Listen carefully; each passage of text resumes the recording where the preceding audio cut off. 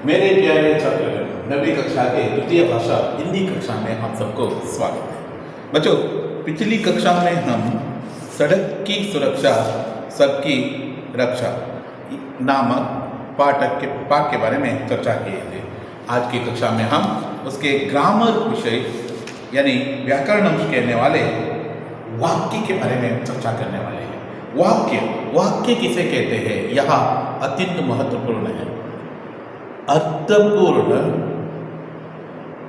व्यवस्थित शब्दों की जुड़ना को वाक्य कहलाते हैं। राम ने आम खाया, यह एक अर्थपूर्ण वाक्य है और व्यवस्थित तरीके से जुड़ना किए हुए है।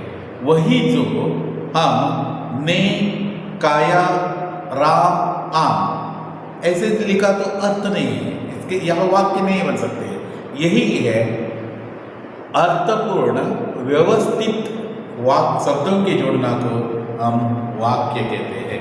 वाक्य में दो प्रकार किया जाता है। वाक्य किसे कहते हैं, देखिए, पूर्ण भाव प्रकट करने वाले शब्द समूहों को वाक्य कहते हैं। प्रत्येक वाक्य में कम से कम दो शब्द होना अनिवार्य है। प्रत्येक वाक्य में दो शब्द होना अत्यंत अनिवार्य है। यस, देखिए, एक उदाहरण है, सूरज निकला।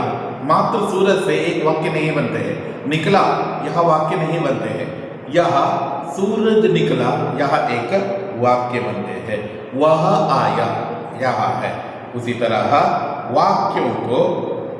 वाक्य के दो रूप से विभाजित किया जाता है। वाक्य के प्रकार है, देखिए, संरचना, रचना की दृष्टि से एक प्रकार किए हुए हैं और दूसरा है अर्थ की दृष्टि से एक प्रकार किए गए हैं। रचना की दृष्टि से कितने प्रकार किए हुए हैं और अर्थ की दृष्टि से कितने प्रकार किए हुए हैं, यह हम आज की कक्षा में चर्चा करने वाले हैं। वाक्य के रचना की दृष्टि से 3 प्रकार किए हुए हैं और वाक्य के अर्थ की दृष्टि से 8 प्रकार किए हुए हैं। रचना की दृष्टि से प्रकार के नाम हैं साधारण वाक्य, मिश्र वाक्य, संयुक्त वाक्य है। वही अर्थ की दृष्टि से विधानार्थक वाक्य, प्रश्नार्थक वाक्य, निषेधार्थक वाक्य, आज्ञार्थक वाक्य, इच्छार्थक वाक्य, संदेहार्थक वाक्य, संकेतार्थक वाक्य, विस्मयादि बोधक वाक्य है। यह है आपको रचना और अर्थ की दृष्टि से विभाजित किया हुआ प्रकार है। रचना के संरचना के अनुसार वाक्य का प्रकार देखना है तो 3 प्रकार यहां मिलते हैं। मैंने कहा, आपको ऑलरेडी कह चुका हूं। पहला वन है साधारण वाक्य, दूसरा वन है मिश्र वाक्य, तीसरा वन है संयुक्त वाक्य। आपको मालूम है, आपको यह मालूम है, अंग्रेजी में भी आपने स्टडी किए हैं सेंटेंस के प्रकार, simple sentence, compound sentence and complex sentence, आपको यह मालूम है। Yes, okay. साधारण वाक्य किसे कहते हैं, देखिए, जिस वाक्य में केवल एक उद्देश्य और एक ही विधेय होता है उसे सरल वाक्य कहलाते हैं। उद्देश्य यह कर्म में संबंधित होने वाले हैं। उदाहरण देखिए, कविता गाती है, कविता गाती है, यह उद्देश्य कविता है और विधेय गाती है। आपको यह याद रहना है। देखिए, कविता गाती है, इसमें कविता उद्देश्य है तो गाती है विधेय है। आपको यह याद रहना है। जिस वाक्य में केवल एक ही उद्देश्य मतलब सब्जेक्ट एंड गाती है विधेय, एक ही विधेय रहा तो, देखिए, एक ही उद्देश्य और एक ही विधेय रहा तो उसे हम सरल वाक्य कहते हैं। यह एक ही क्रिया के साथ बनने वाले स्वतंत्र वाक्य होता है। एक ही क्रिया के साथ बनने वाले स्वतंत्र वाक्य होता है। आपको यह भी याद रहना है, यहाँ एक ही क्रिया के द्वारा बनने वाले स्वतंत्र वाक्य से होते हैं। यहाँ आपको यहाँ याद रहना है। बच्चों, विशिष्ट रूप से देखना है तो आपको सरल वाक्य में आप आसानी से आप पहचान सकते हो। एक सब्जेक्ट रहते हैं, एक क्रिया रहते हैं, वर्ब रहते हैं। आपको देखिए एक विधेय रहते हैं और एक उद्देश्य रहते हैं। उद्देश्य मतलब सब्जेक्ट, विधेय मतलब आपको क्रिया है। देखिए उद्देश्य का अर्थ है कर्ता से संबंधित होता है, कर्ता सब्जेक्ट जो कुछ भी है, और विधेय का अर्थ है कर्म और क्रिया के संबंधित होता है। कर्म और क्रिया दोनों यहाँ संबंधित होते हैं। आपको याद रहना है साधारण वाक्य और सरल वाक्य में एक उद्देश्य रहते हैं और एक ही विधेय रहते हैं। आपको यह याद रहना है। उदाहरण है सलमान स्कूल जाता है। सलमान स्कूल जाता है। देखिए सलमान यहाँ उद्देश्य है तो स्कूल जाता है यहाँ विधेय है, एक ही विधेय है। यह सरल वाक्य है, सिंपल सेंटेंस है, सिंपल सेंटेंस की तरह उपयोग किया हुआ है। इसमें आपको डाउट्स नहीं है ऐसा मैं मानता हूँ। सलमान यहाँ उद्देश्य है, विधेय स्कूल जाता है यहाँ विधेय है। आपको यहाँ याद रहना है। जिस वाक्य में एक प्रधान मिश्र वाक्य देखेंगे अब हम दूसरा प्रकार है संरचना की दृष्टि से 3 प्रकार किए हुए हैं। उसमें से पहला वन है सरल वाक्य, हमने देखे हैं। उसमें एक उद्देश्य रहते हैं और एक विधेय रहते हैं। और देखिए यहाँ अब क्या है, मिश्र वाक्य के बारे में चर्चा करना है। मिश्र वाक्य में क्या रहते हैं, देखिए जिस वाक्य में एक प्रधान वाक्य और एक या एक से अधिक आश्रित वाक्य रहते हैं। एक प्रधान वाक्य रहते हैं और एक से अधिक आश्रित वाक्य रहते हैं। याद रहना आपको, यहां उद्देश्य भी ज्यादा देखने के लिए मिलते हैं, आपको विधेय भी ज्यादा देखने के लिए मिलते हैं। सरल वाक्य में एक ही उद्देश्य एक ही विधेय आपको देखने के लिए मिलते हैं। यहाँ मिश्र वाक्य में यह प्रधान वाक्य ही अलग रहते हैं, आश्रित वाक्य अलग रहते हैं। इसका मतलब है देखिए वाक्य बनने के लिए उद्देश्य और विधेय रहना है, यह आपको मालूम रहना है। यस, जिस वाक्य में एक प्रधान वाक्य हो और एक या एक से अधिक आश्रित वाक्य हो उसे हम मिश्र वाक्य कहते हैं। उदाहरण के लिए देखिए सड़क ने कहा कि लोगों में सड़क की सुरक्षा का भाव हो। देखिए वेरी इंपॉर्टेंट है यहाँ। सड़क ने कहा मैं सड़क ने कहा यह प्रधान वाक्य है। सड़क ने कहा यह प्रधान वाक्य है। लोगों में सड़क की सुरक्षा का भाव हो, यह आश्रित वाक्य है। आपको याद रहना है, एक या एक से अधिक आश्रित वाक्य रहते हैं। सड़क ने कहा यह प्रधान वाक्य है और लोगों में सड़क की सुरक्षा का भाव हो, यह आश्रित वाक्य कहलाते हैं। आपको यहाँ याद रहना है। सूचना देखिए, विशेष सूचना है आश्रित वाक्य में पूर्व की, जो, क्योंकि, जब, यद्यपि आदि संयोजक आते हैं। आपको यहाँ भी एक विचार ध्यान देना है कि आश्रित वाक्य से पूर्व, देखिए प्रधान वाक्य के बाद में, यानी आश्रित वाक्य से पूर्व आश्रित वाक्य लोगों, यहाँ इस वाक्य में देखिए लोगों में सड़क की सुरक्षा का भाव हो, इससे पूर्व क्या आते हैं, देखिए की आते हैं, छोटा की, जो, क्योंकि, जब, यद्यपि आदि संयोजक आते हैं, समुच्चय बोधक आते हैं, संयोजक आते हैं। यहाँ आपको याद रखना है, आपको याद रखना है। यह है मिश्र वाक्य।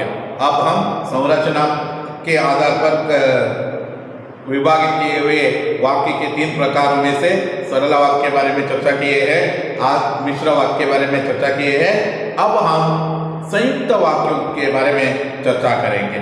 संयुक्त वाक्य में क्या कहते हैं, देखिए जिस वाक्य में 2 या 2 से अधिक साधारण वाक्य तथा अथवा मिश्र वाक्य हो उसे संयुक्त वाक्य कहलाते हैं। जिस वाक्य में 2 या 2 से अधिक साधारण वाक्य, सिंपल सेंटेंस रहना है, सरल वाक्य रहना है, और नहीं तो मिश्र वाक्य, दो या दो से अधिक मिश्र वाक्य रहा तो भी उसे हमें क्या कहना है, संयुक्त वाक्य कहना है।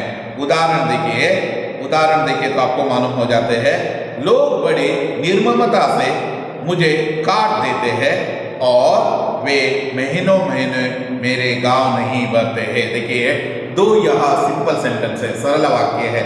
यहाँ लोग बड़ी निर्ममता से मुझे काट देते हैं, यहाँ साधारण वाक्य है। वे महीनों महीनों मेरे गांव नहीं भरते हैं, दूसरा सरल वाक्य है। ये दोनों वाक्यों को जोड़ने का काम कौन सा जो कहना यहाँ किए है, यहाँ और नामक संयोजक यहाँ आकर इन दोनों सेंटेंस को जोड़ रहा है। यहाँ दोनों वाक्यों को जोड़ने का काम और यहाँ किया है। देखिए लोग बड़ी निर्ममता से मुझे काट देते हैं, एक वाक्य है। और वहां आया, वहां और है ना, अंडरलाइन कर रखिए, वह ही आपको इसको फाइंड आउट करने में आसान कर देते हैं। संयुक्त वाक्य कौन सा है, वे महीनों महीनों मेरे गांव नहीं भरते हैं, वे महीनों महीनों मेरे गांव नहीं भरते हैं, यह है साधारण वाक्य है। एक और साधारण वाक्य है। इस तरह दो साधारण वाक्य आकर यह मिश्र वाक्य बना है। विशेष सूचना क्या है, देखिए और, तथा, बल्कि, अथवा, नहीं, नहीं तो, इसलिए आदि संयोजक का प्रयोग सामान्यतः संयुक्त वाक्य में होता है। आपको फाइंड आउट करने के लिए एक तरीका है यहाँ। देखिए जिस तरह मिश्र वाक्य में कि जो, क्योंकि, जब, यद्यपि आदि संयोजक आते हैं, उसी तरह संयुक्त वाक्य में और, तथा, बल्कि, अथवा, नहीं तो, इसलिए और आदि नाम आदि संयोजक आकर आया तो हमें मिश्र वाक्य है यहाँ पहचानना है। अब हम सरल वाक्य, संयुक्त वाक्य और मिश्र वाक्य के बारे में चर्चा किए हैं। अब हम आगे का भाग देखेंगे। बच्चों अब हम वाक्य के 3 प्रकार, सरल वाक्य, संयुक्त वाक्य और मिश्र वाक्य के बारे में चर्चा किए हैं। देखेंगे वाक्य संरचना की दृष्टि से, संरचना की दृष्टि से, संरचना की दृष्टि से क्या करते हैं, देखिए सरल, सरल, संयुक्त, मिश्र,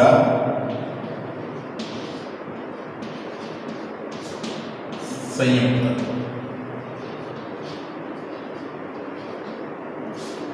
देखिए यहां सरल वाक्य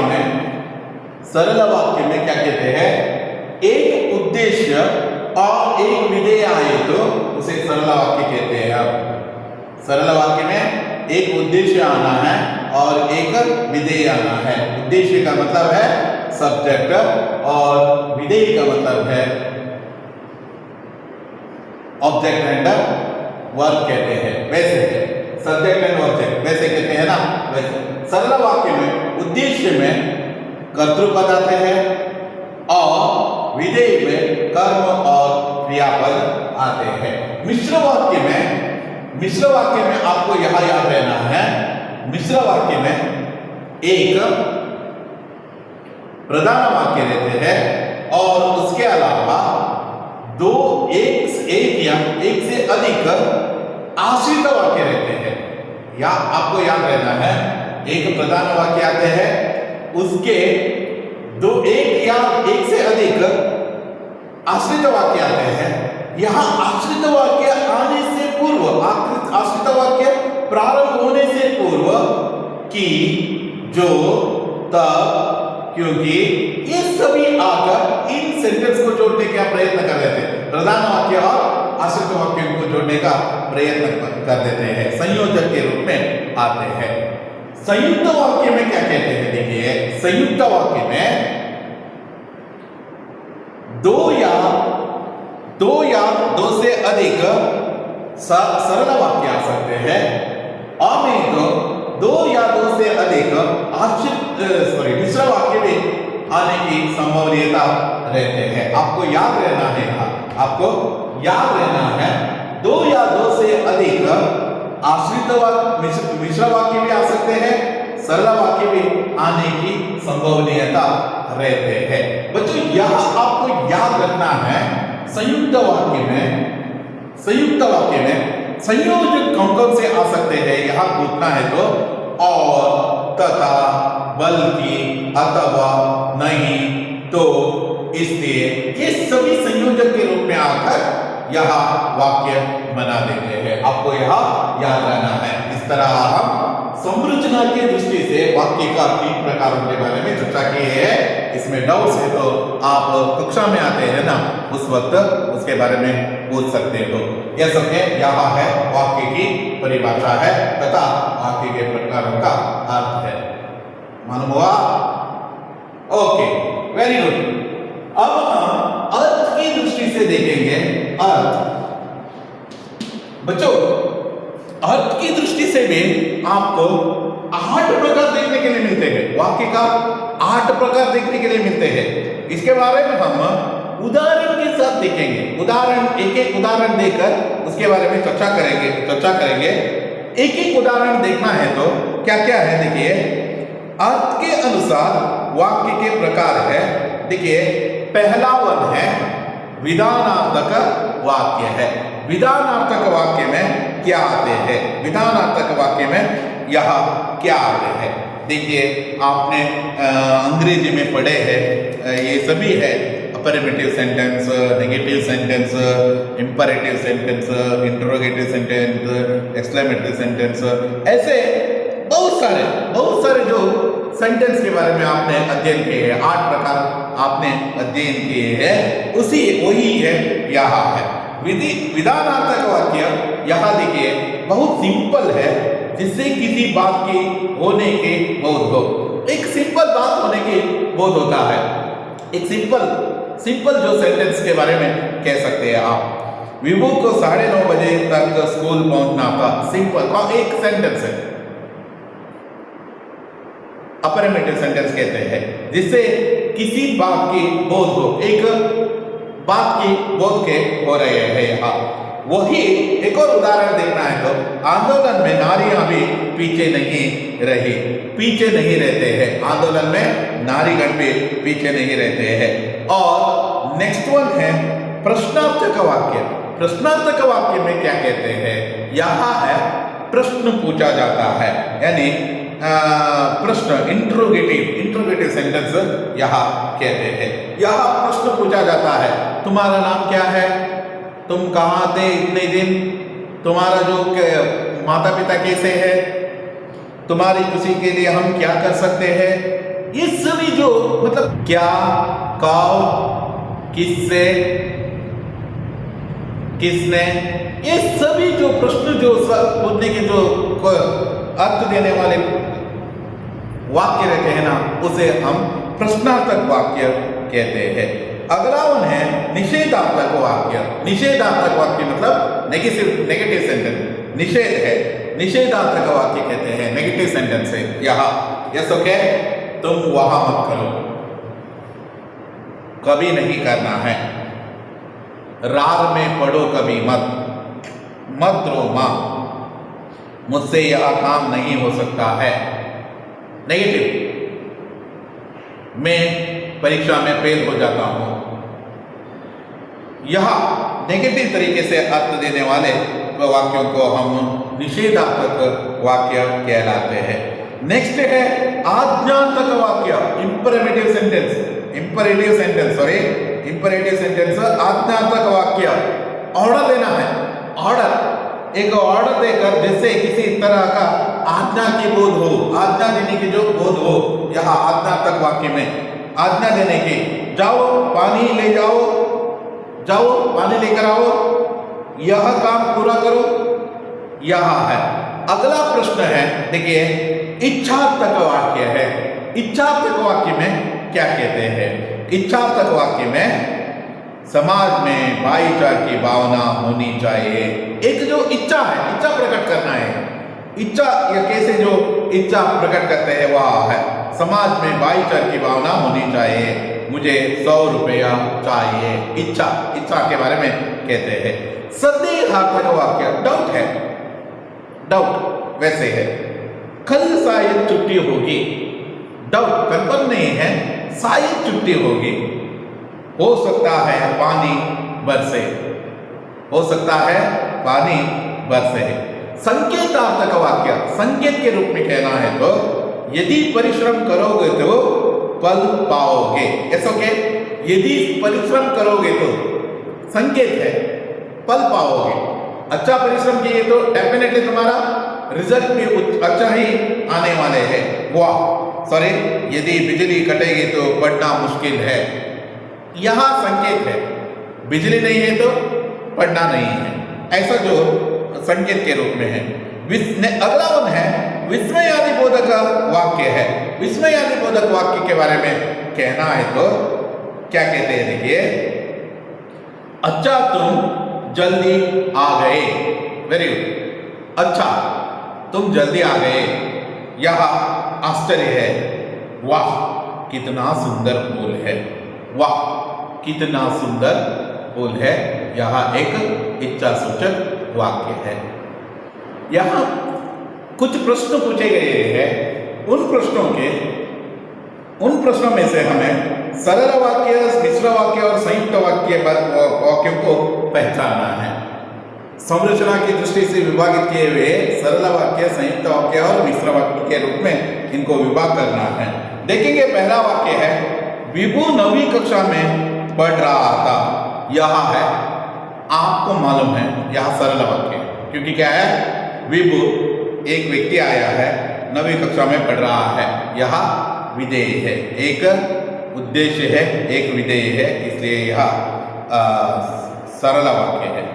नगर पालिका से सफाई एवं देखरेखा भी चाहिए, यह संयुक्त वाक्य है। यहाँ दो सेंटेंस में देखिए, नगर पालिका से सफाई भी चाहिए और एवं देख रेखा भी चाहिए। यहाँ दो सरल वाक्य रहने के कारण से यह संयुक्त वाक्य है।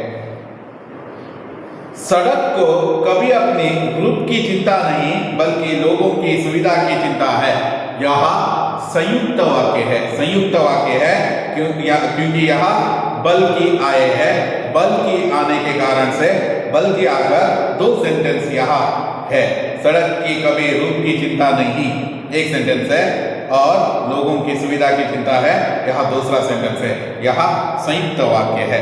सड़क जब यह सब बोल रही थी तब रो रही थी। यहां है मिश्र वाक्य, तब रो रही थी। विभु ने सड़क के बीच बीच में कई गड्ढे देखे हैं। यहाँ सरल वाक्य है। विभु दुखी हो गया, सरल वाक्य है। विभु ने सोचा और सड़क को सांत्वना दी। यह संयुक्त वाक्य, यह है संयुक्त वाक्य। इस तरह हम वाक्य के परिभाषा, वाक्य के प्रकार, इसके बारे में इस कक्षा में चर्चा किए हैं। अब हम आगे के पाठ के बारे में चर्चा करेंगे। आगे का हमारा पाठ है, एक सुंदर पाठ है, सौर ऊर्जा। सौर ऊर्जा, सौर ऊर्जा एक संकलित पाठ है। इस पाठ के माध्यम से हम सौर ऊर्जा के बहुत कुछ महत्वपूर्ण अंशों के बारे में अध्ययन करने वाले हैं। सौर ऊर्जा पाठ में हमें सौर ऊर्जा, सोलर एनर्जी के बारे में मालूम होते हैं। इस सोलर एनर्जी आजकल एक वरदान सिद्ध बन गए हैं। सौर ऊर्जा के माध्यम से हम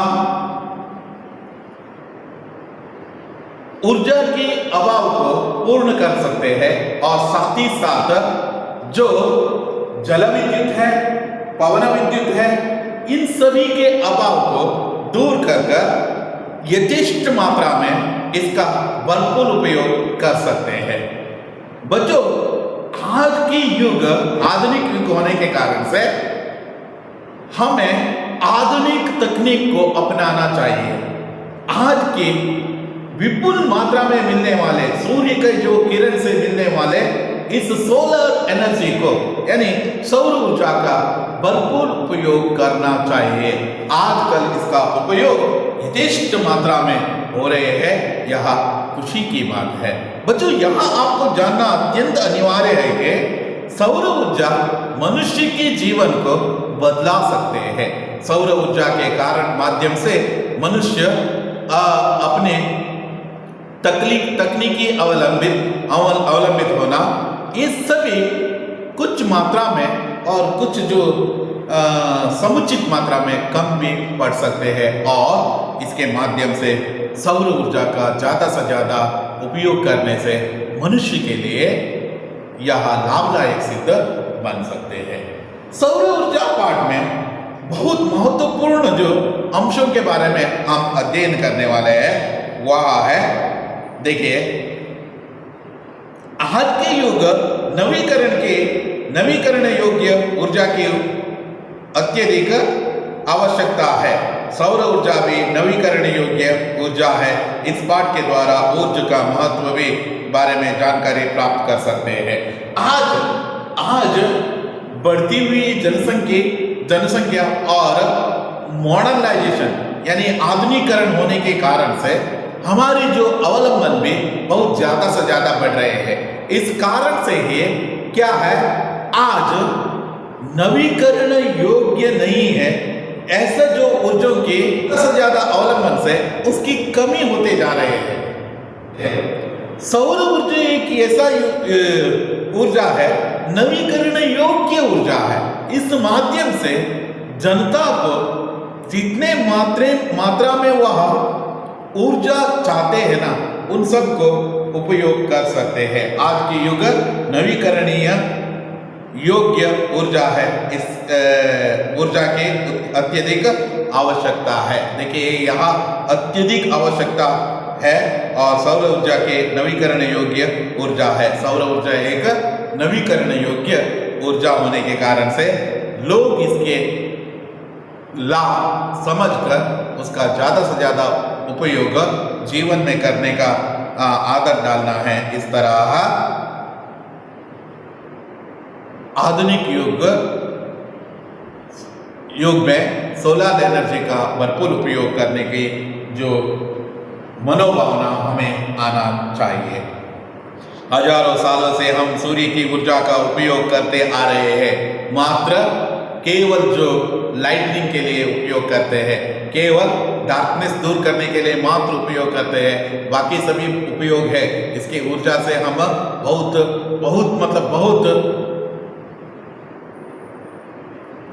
विस्तार तरीके का जो सोलर जो एनर्जी प्राप्त कर सकते हैं, मतलब इसको कन्वर्ट कर सकते हैं। सोलर एनर्जी को लाइटनिंग एनर्जी यानी इलेक्ट्रिक एनर्जी के रूप में परिवर्तित भी करने का जो क्षमता आजकल बहुत सारे तकनीकी पॉइंट आउट किए हैं। हजारों सालों से सूर्य की ऊर्जा उपयोग करते आ रहे हैं, लेकिन हाँ, बिजली बनाने के लिए उसका उपयोग हाल ही शुरू हो गए हैं। यह समझ लीजिए, हजारों सालों से सौर ऊर्जा का उपयोग कर रहे हैं, लेकिन बिजली उत्पादन करने के यह जो आदत कुछ सालों से, कुछ जो वर्षों से प्रारंभ हुआ है, यहाँ हम जान सकते हैं। सूर्य पृथ्वी से लगभग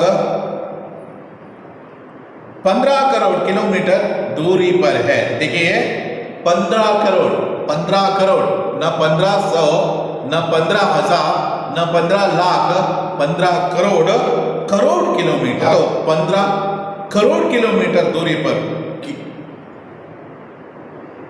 पर किंतु बाप रे, ये कितना शक्तिशाली है। इतना दूर से सनरेज आते हैं, फिर भी इतना शक्तिशाली सनरेज है।